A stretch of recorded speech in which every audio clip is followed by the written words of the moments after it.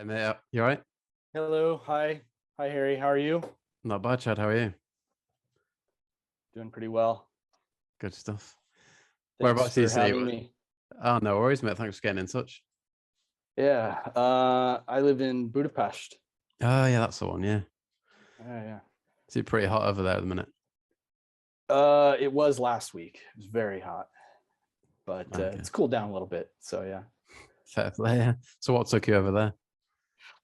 Uh, well, about 9 years ago, I was working in corporate America, and I got a little burnt out on the rat race over there, and I was looking for a change. And I had a friend that I had met in Florida that was from Hungary. And around that time, I quit my job and I decided I'm going to travel a bit, and traveled around Europe for a few months. And then when I came here, really liked it and knew some people. And I decided, you know what, I'm going to make a change and move to Europe. So I'm pretty happy with it overall. So Well, amazing. Yeah. yeah. How does it, very broad question, but how does it compare to the US in terms of lifestyle? Uh, the economy is very different. Things are a lot cheaper here, but of course the income is a lot less. Um, I mean, it's still Europe and everything, but it's still, kind of, the history of it was behind the Iron Curtain, and so they've only had 30 years of freedom. Yeah. so so it's a bit different. You know, the it's just in general, it's a really nice place if you like to travel because it's very central. Mm. But I can't say like it's perfect. Of course, there's a lot of things that are not good. Yeah. Fair play, mate. Yeah. Yeah. I noticed your very healthy CD collection behind you. Yeah. I'm a bit older. I'm 51, and that was my passion for a long time, uh, collecting CDs and stuff. So yeah, Hmm. Nice. So yeah, take us back a bit, Chad. Like you mentioned, you kind of into the Britpop scene yeah. I mean, initially. I was thinking about what to tell you, and everything obviously started with Britpop for me, and even before that, I was a big skateboarder. I was into like a lot of punk rock and stuff back in the late '80s, and I had some friends who were really into kind of alternative stuff. And back then, that was the alternative rock stuff was not very well known. Um, and when I was in college, I was listening to, or I was watching this. They had this show on MTV in the US called 120 Minutes every Friday night. And they showed 2 hours of alternative rock, music videos and stuff. And that was really how I kind of got familiar with a lot of bands. And so I was watching that all the time. And at one point, uh, I saw some concerts were, in Chicago, and I was like, okay, I want to go see some concerts. When I was a kid, my dad was telling me about a friend of his that used to go to concerts, and he had seen like the Doors in the 60s and stuff. And I was like, wow, that's really cool. I want to do that when I grow up. Uh, so the one concert that was really big for me was I went to go see Gallon Drunk and PJ Harvey in Chicago. This was, I think, 92. And it was just a mind-blowing concert. Gallon Drunk, I don't know if you've heard of them, I don't think but so. No. yeah. So they're pretty like a garage rock, bluesy kind of thing. And they were just, the way they played just blew my mind. It's just like they had, the one guy was playing guitar, keyboard, harmonica, and one guy was playing maracas, and it was really shambolic and messy.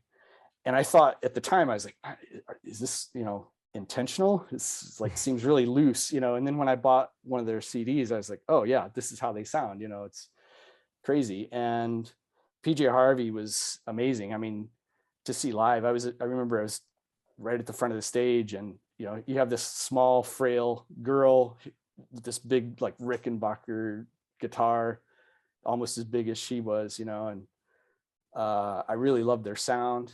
And when I went to that concert, it was like the first time going to see a band in a venue like that, and it was just like, okay, this is what I'm gonna do, So yeah, it was really cool. Yes. All I know about music in Chicago is like this place called the Metro, is it? Yeah, that's where that show was. Okay, right. Yeah, Metro, in my opinion, like the best venue that I've ever seen any bands play. And I've seen during that time, I saw like Blur and Suede and Pulp play there. Gene was another Britpop band I saw there. And yeah, it was Oasis played quite a famous gig there, I think. maybe I didn't see that one, but yeah. Yeah, fair play. Yeah, but it was a great venue.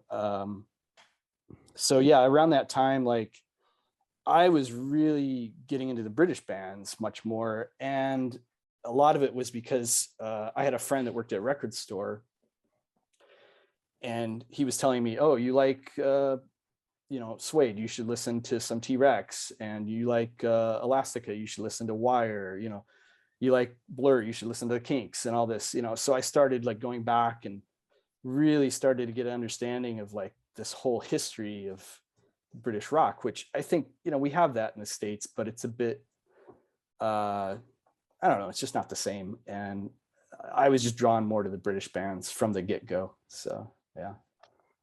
Okay, cool. And then obviously get to the point of the noughties, and you said you had the drive to come over and check it out. Like, can you remember, I don't know, a bit of a turning point from that late 90s to the early noughties thing? Well, I think after Britpop, well, during that time I went to London in 97. It was first time outside the US, and it was mind-blowing. I loved it. And at the time I thought, oh, it's so different, it's like going to Mars, it's completely different culture, and crazy. And now when I go to London, I'm like, it's just like the US. But so I think after that I was still into music and checking out bands and stuff. But of course, everyone I've listened to on your podcast agrees that, there was that kind of late 90s lull, and everyone was trying to sound like Oasis or whatever. And there wasn't a huge amount of stuff I was into. But then early 2000s, I moved to Florida, and I picked up an NME and just started going through it. Every week it was a ritual. I'm going through the NME, going online, and this was new at the time too, is being able to go on MySpace, and I would literally go through the NME and take the bands that I thought sounded interesting and just go on MySpace and check them out and listen to them and stuff. And then of course we started getting some shows in Florida occasionally. A lot of bands would skip Florida, but so it started to get exciting for me and some of my friends. I think really like Libertines, Franz Ferdinand, those were kind of known in the US a bit. So yeah, it was kind of like, oh, this is kind of, dare I say, Britpop part 2, at least for me, in my generation anyway. So, yeah. Did you get to see any of those bands then in America? Yeah, definitely. There was quite a few. Like one of the shows I remember, there was a co-headlining tour with there was this band called Stella Star. I don't even know where they're from. Yeah, I remember them. Yeah, I didn't know them. I still don't really know them, but they co-headlined with Editors. And so I go to the show, and I'm pretty sure probably 90% of the people there were to see Stella Star. And Editors came out, played, and I was there for them, and it was just mind-blowing. And I remember like distinctly, there was like a guy standing next to me. He's like, wow, these guys are blowing my mind, It was a great show to see him that early as well. So yeah, there were quite a few bands that came through, and Block Party, and so one that also I have to mention is I think it was, let me see, when was it? It was 2004, I think.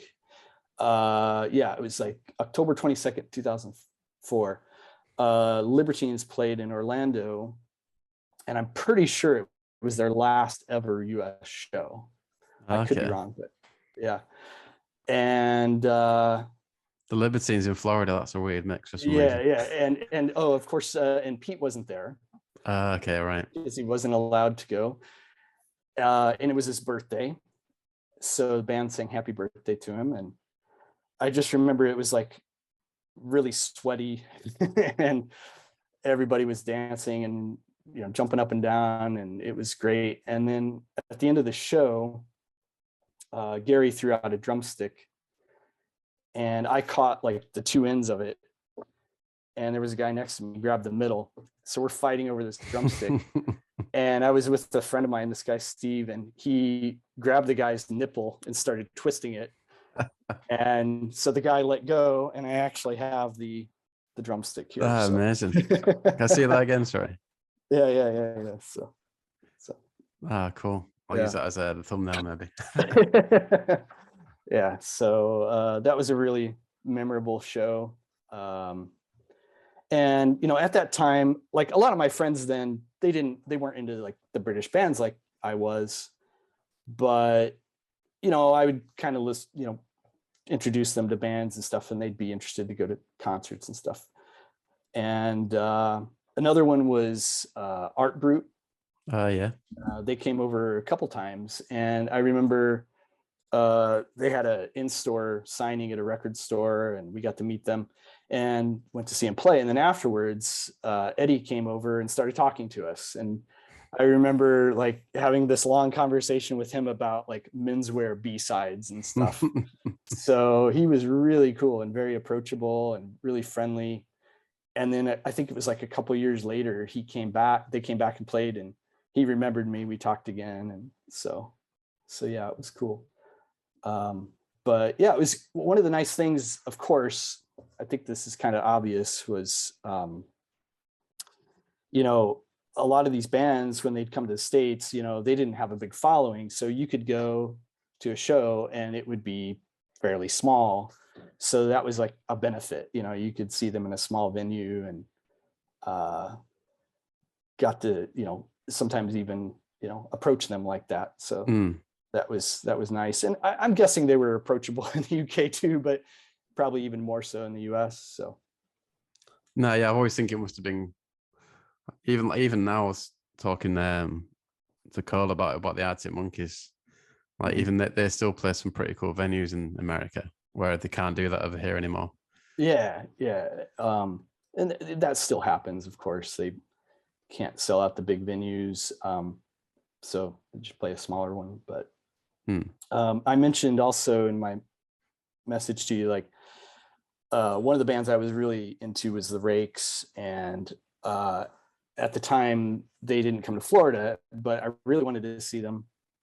So it's like 2006. My sister was living in Chicago, so I flew up to Chicago and took her with me to the show. And I remember it was like a weeknight. It was a Tuesday or Wednesday night or something. She had to work the next day. And so we go to this venue, the Double Door in Chicago, and see the Rakes. And after the gig, again, I was like stuck around because I didn't have to work the next day, and started talking to Jamie, the bass player. And I found that like when I started talking to these bands, like wasn't so often, but, you know, if I mentioned like, you know, some of the B-sides that I knew, they were like, oh, you know that, wow, that's pretty impressive, you know. And I remember Matt, the guitar player, I mentioned like, oh, I said something to him like, it was kind of a fan thing. I was like, oh, I have all your albums. He's like, yeah, all one of them. And I said, oh, wait a minute. What I meant was I have all your singles. And I was like, kind of made a fool of myself. But then after that, he was like, okay, you're cool. So, we hung out and we drank for quite a while and talked about music and stuff. And it was just a blast to get to, meet them and talk to them and everything. And I remember we got back to the flat at like 2 a.m. or something. My sister had to go to work at like 7 a.m. the next day. So she was pretty rough, but but it was great. Yeah. And I mean, were you into, obviously the big American bands, talk a lot about the Strokes kind of changing things. Were you into bands like the Strokes or not really? Well, when the Strokes came out, I realized it was something different. It was something fresh. But it wasn't something that just caught me right away. And I have to be honest, I was always a little biased with American bands. I mean, I wouldn't say like I dislike American bands. Like I like, for example, like the Dandy Warhols, but they sound kind of British anyway. So, and I think it was like right around that time, like around 2000, like one of the bands that I really liked was the Coral. Oh yeah, thought they were pretty good. So and they kind of had that Britpop sound a bit, I think. So yeah, I mean, it wasn't till a little later I could appreciate the Strokes a bit more. So yeah. And then you mentioned coming to England. Was that deliberately to see some of those bands? Yeah. So so what had happened is I had been to London a couple times after 2007, and really enjoyed going back there every so often. And it just at one point, because I was so into music, I decided I'm going to take 2 weeks. I'm going to go to the UK, and I don't want to just go to London because I've already seen that. I want to travel around.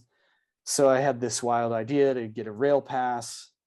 And my idea was I'm going to go over there and just look in the NME and see who's playing and go to a different town every day.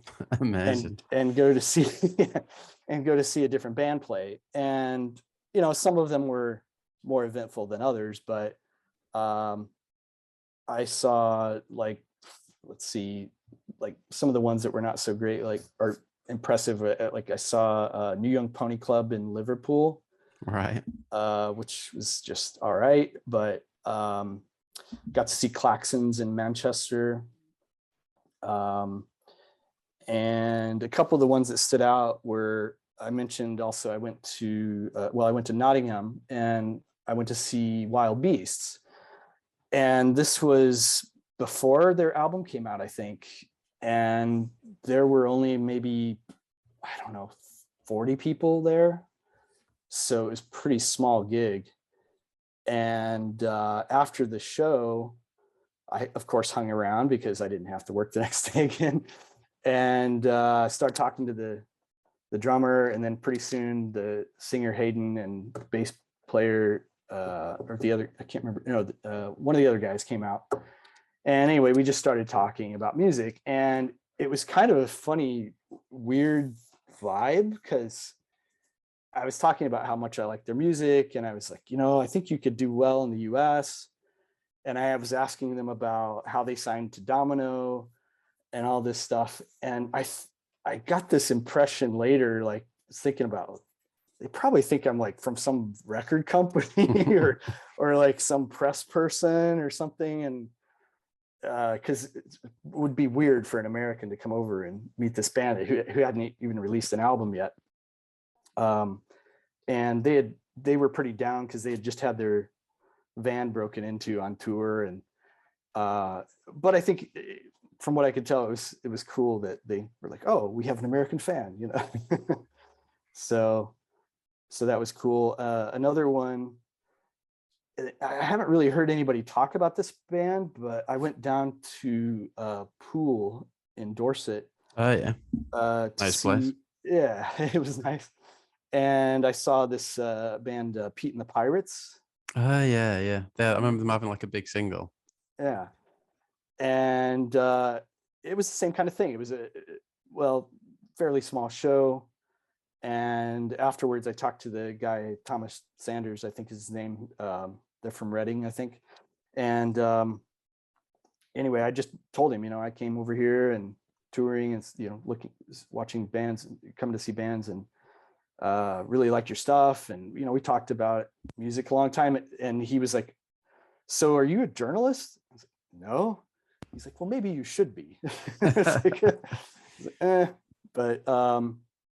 But yeah, so that was a little bit of a splurge to go and do that, but it was something I wanted to do, and I was able to see the country much more and see, Manchester and Liverpool and some of the towns and cities around the UK, which was great. And I'll just mention, like, when I was in London, I was staying at this like bed and breakfast, and there's this old guy, he's probably like in his 70s, and I was leaving London, and I said, I'm going up to Manchester, taking the train to Manchester. And he said, oh, better be careful up there. It's Dodge City. It's rough. And I got up there and I was like, what are you talking about? This is great.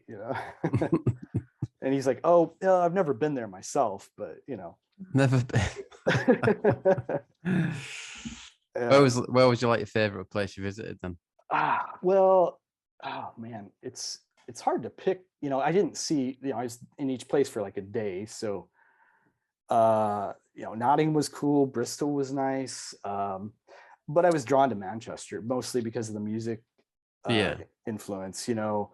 Being a big fan of like New Order and the Smiths and bands from that time, and I really kind of learned about this whole Manchester scene, the Factory Records thing. The history of that was pretty mind-blowing for me. So yeah, Manchester was one of my favorites. Yeah, you mentioned like going to the likes of Collections and New Young Pony Club. Was like the new rave thing something you got on board with? Yeah, I would say at the time when I was in Florida, a lot of my friends were more interested in, I think they were more drawn to these bands that had keyboards. Right.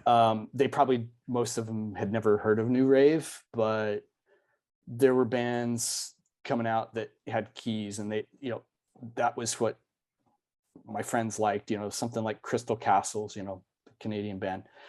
And that seemed to be a big deal. Whenever there was a band playing that, like, I think I saw Ladytron play a couple times. They, had a pretty big crowd.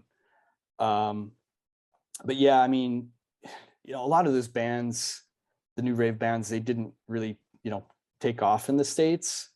But there were more like some of these bands that were similar kind of did, like TV on the Radio, I remember, was pretty big.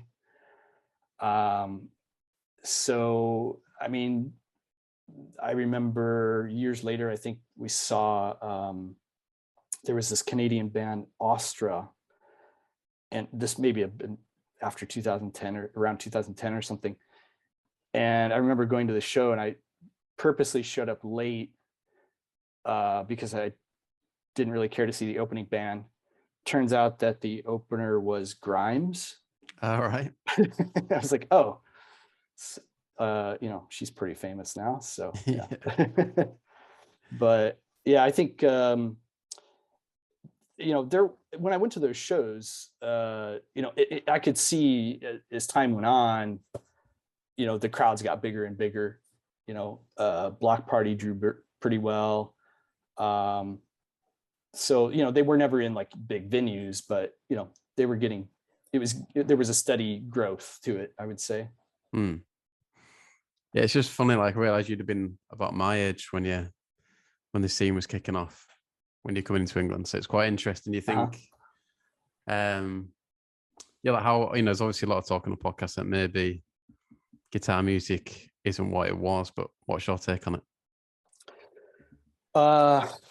Yeah, I mean, it's that's a tough question. Yeah. There's bands I still listen to from that time. Like, one of my favorites is British Sea Power. They're still around. I think, they just released an album late last year, or earlier this year. Yeah, first of this year.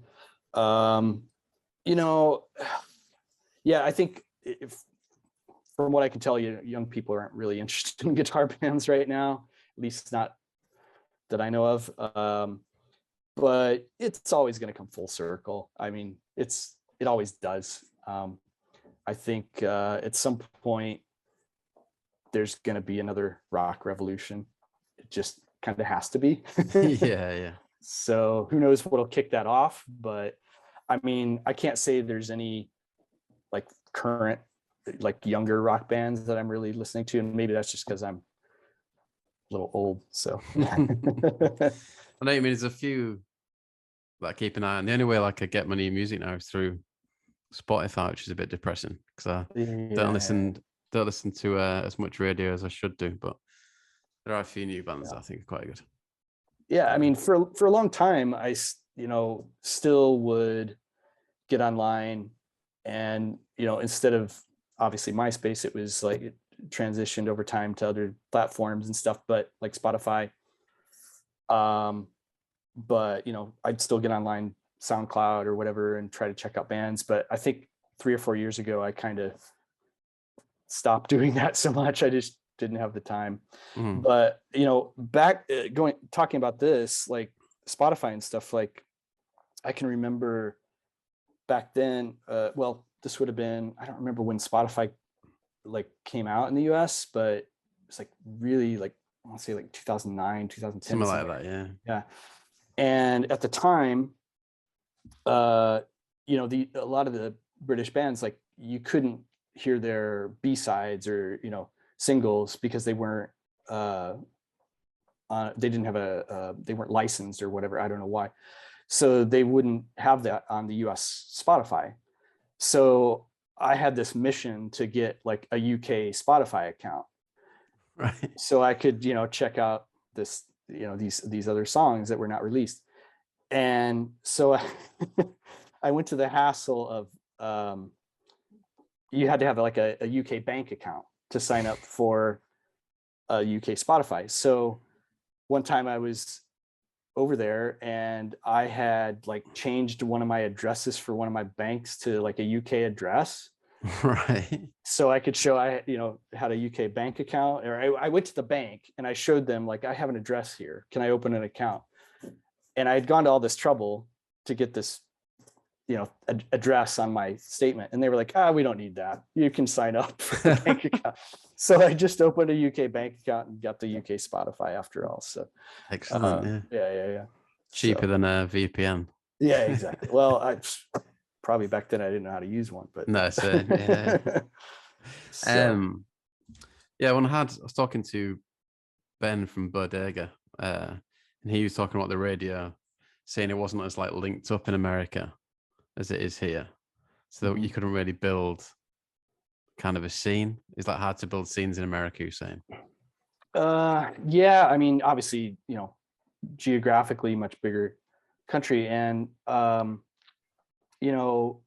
first thing that pops into my mind is grunge, because that was a scene that took off, early 90s. And a lot of that was MTV. But when the internet took over, MySpace took over, there wasn't, MTV kind of lost a lot of its luster by that time. And you really weren't hearing new bands much from that. So I think, it kind of, I hate to say this, but a lot of kids in the US were like, it was Pitchfork. They'd get online and look at Pitchfork. And again, maybe this was later, like 2009, 2010 or something, but they'd read these reviews on Pitchfork and that's what they'd listen to. And it was like this kind of hipster culture. I hate to say it, but, and with my background and, my love of the British bands, I used to kind of have this, I despise the American music press, because they'd always pan the British bands. They'd say things like, oh, they're just too weird or too artsy, or, whatever. And I specifically remember there was a review for this Bombay Bicycle Club album, A Different Kind of Fix. I think it was like 2010 or so it came out. And the Pitchfork review, you can look it up. It's like the guy is just, oh, they're just trying to sound radio friendly and not authentic. And they're, this is just sugar. It's not good stuff. And he still gave him like a 7 out of 10, because I think that was like, to me, it's a brilliant album. And I think that was like the lowest score he could get away with, because it's, an amazing album. And if it would have been an American band that released the same album, they would have loved it, so, so there was that kind of bias in the press, I think. But, earlier, like in the 80s or early 90s, the alternative stuff, it was like, that's what the cool kids listened to. And then, at some point, the alternative scene became mainstream, but still in, early, in the early 2000s, it was, the cool kids were still, in my opinion, were still finding these like more obscure bands, that's what you did. But anyway, going back to your question, yeah, I think like the geographic thing, I mean, there's obviously a scene in New York, there's a scene in LA, but these other cities around the country, they don't, it's a bit disconjointed a bit, and it's probably pretty tough for an American band to get like national recognition, I would say. So yeah, and I guess that's why a lot of them kind of break it in England first, kind of thing. Yeah. And then I've just been putting together a video for YouTube about kind of bands reforming and who I'd like to see reform from that time. Is there anyone that jumps out to you that you'd like to see reform? Well, like, some of the bands I really liked from that period, of course, I'd love to see them play, like, again, if they ever did reform, like the Rakes, maybe, think about that for a second. Yeah, I should have prepped you on that. It's okay. I would say, like, I don't know, like the bands I'm thinking of are like probably never going to reform, but like Future Heads, I don't know, did they reform? No, they keep going. Yeah, they keep going. Okay. Like I really liked that first Young Knives album. Oh yeah, that was a great one. Spent a little bit of money to get that on vinyl. Should try and get them on, actually. Yeah. And of course, Editors are still going. I've seen them a couple times. But yeah, I'm trying to think of like, there's not anybody but jumps out at me that like is not still around. What's your take on the reforming thing though? Do you think it's kind of different for different bands, or I don't know really, do you think it works? I think there's a couple different ways to look at it. Like, you can look at it as a nostalgia thing, and that's fine. If that's what you want to do, if the bands want to do a nostalgia thing, I don't have a problem with that. But for me, it's like, I prefer, if it's a band I really like, I want them to make new music, and that's the preference. But that being said, not every band that reforms makes great music. Obviously, like an example was, I was a big fan of Suede, and after they broke up and then reformed, it's like I've tried listening to them after, and I just can't get into it. So I don't, but generally speaking, I think it's fine. So yeah. Cool. Yeah, but who's like the last, like, if you go into a live gig now, like who's what, a rephrase that, what are the last few gigs you've been to, kind of thing? Let's see. Actually, a couple months ago, saw Metronomy here. Yeah, that was great. I really like, in my mind, like Metronomy is like the anti-Oasis in a way, because Joe Mount is like this really kind of quiet, like personable guy, not flashy, and it's like they're not like trying to be the biggest band in the world, and he's like, this is my little band, here we are, we play music, and yeah, I think they're great. Um, and let's see. Do they have festivals in Budapest and stuff? Yeah, so there's a festival called Siget Festival in August, and it's 7 days, which is pretty massive. That is and mental, yeah, and it's I remember I've been to the full 7 days twice, and it's a it's a marathon. I mean, but the best part about it is I was, a lot of people come here, they camp out. I was able to go to the festival and then go sleep in my own bed, Yeah, which that helps quite a bit. Camping for a week is mad. Yeah. And yeah, so this Siget Festival is quite big. And yeah, I've seen, quite a few bands there, like Arctic Monkeys. Another one that came later that was that I liked a lot was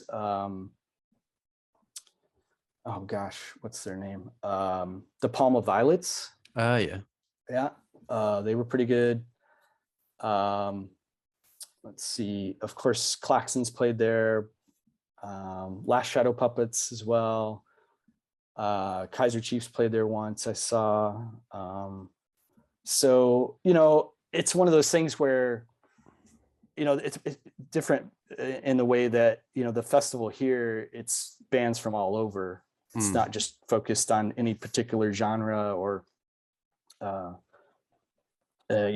bands from a certain place. So, you just kind of pick your moments and pick the bands you want to see. And, nowadays, if I go, it's like, oh, there's one day when there's maybe 2 or 3 bands I want to see. And, so, but yeah, the full 7 days is madness. So, but I have some friends that go. I have a friend, a British friend of mine, who's he keeps the bands on his wrist, and he's been going for, of course, during COVID it was not going, but he's got like something like 22 years of these bands on his wrist. What? It's insane. Yeah, that is mad. Is that like but it's like a full tattoo sleeve or something? Yeah.